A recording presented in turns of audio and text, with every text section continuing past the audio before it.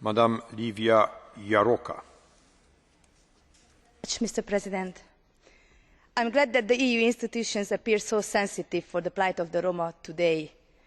For that very reason, it is a pity that the policymakers of all sides of the political spectrum seem to use the Roma issue as a weapon against their counterparts.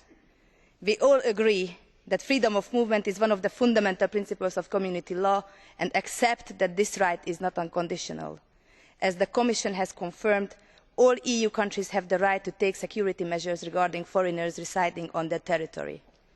The core values of the European Union, such as non-discrimination, tolerance and solidarity, must be fully respected, and the expulsion of any EU citizens must be implemented on a case-by-case basis, on the grounds of proper judicial decisions, or with free, complete and informed consent of all the individuals concerned. To quote the Commission again, nobody should face expulsion just for being a Roma. Political opinions and legal judgments are separate issues. We might find that expulsions distasteful or far-fetched, and we must draw the attention to the safeguards and principles to be acted upon. But judging the legitimacy of the French measures is the sole responsibility of the European Commission.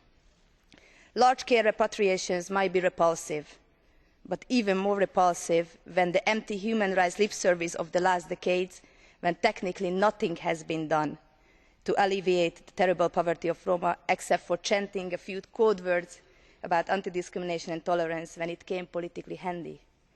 We, the European Roma, refuse the political misuse and misinterpretation of our issues.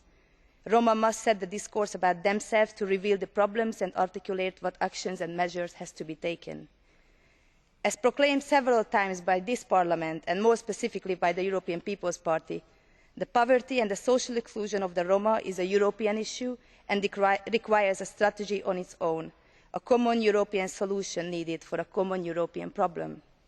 This strategy must tackle the economic features of socially excluded Roma and equally non-Roma, such as structural unemployment, low qualification, dwelling in seriously disadvantaged microregions, and barriers of self-employment, all the issues which our people are escaping from when they are migrating to those countries.